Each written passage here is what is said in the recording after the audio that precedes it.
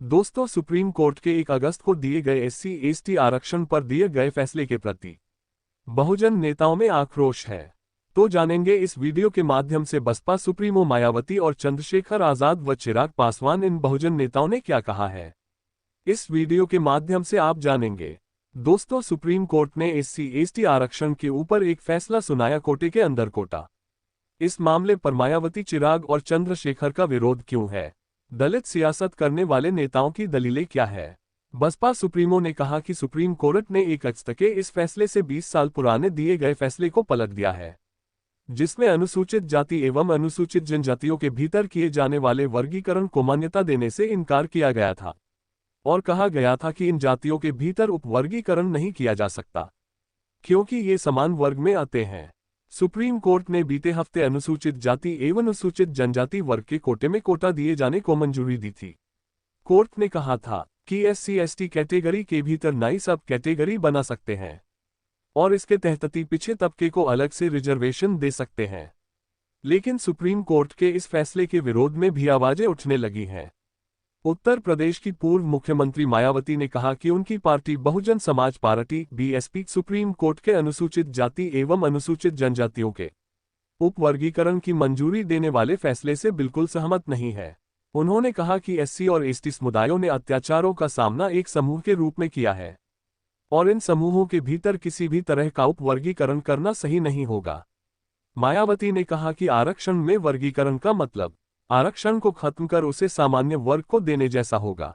हमारी party supreme court के इस फैसले से सहमत नहीं है और हम रिजर्वेशन में से किसी तरह के वर्गीकरण के खिलाफ हैं। बसपा सुप्रीमो ने कहा कि सुप्रीम कोर्ट ने 1 अगस्त के इस फैसले से 20 साल पुराने दिए गए फैसले को पलट दिया है, जिसमें अनुसूचित जाति एवं अनुसूचित जनजातियों के भीतर किए जाने वाले वर्गीकरण को मान्यता देने से इनकार किया गया था और कहा गया था कि इन जातियों के भीतर उपवर्गीकरण नहीं किया जा सकता क्योंकि ये एक ही समरूप अर्थात समान वर्ग में आते हैं।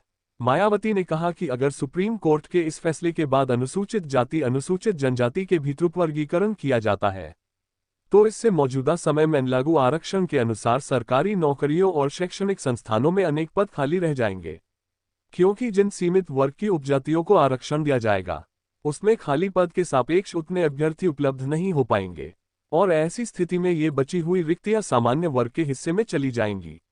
उन्होंने कहा कि केंद्र सरकार से अपील की है कि संसद के इसी सत्र में संविधान में उचित संशोधन लाकर यह स्पष्ट करे कि अनुच्छेद 341 और 342 के तहत राष्ट्रपति द्वारा घोषित SC/ST जातियों के संबंध में भविष्य में किसी भी प्रकार की छेड़छाड़ व उपवर्गीकरण करने का अधिकार किसी को भी नहीं होगा।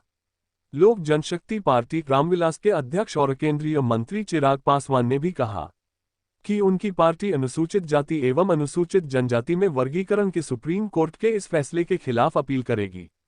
हमारी पार्टी सुप्रीम कोर्ट से अनुरोध करेगी कि वह इस फैसले की समीक्षा करे।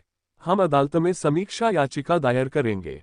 उन्होंने कहा कि अनुसूचित जाति एवं अनुसूचित जनजाति कैटेगरी के भीतर नई सब कैटेगरी बनाने से समाज के वंचित वर्ग के उत्थान का उद्देश्य पूरा नहीं होगा। अनुसूचित जातियों के लिए आरक्षण का आधार छुआछूत है, जो समाज में अभी भी जारी है।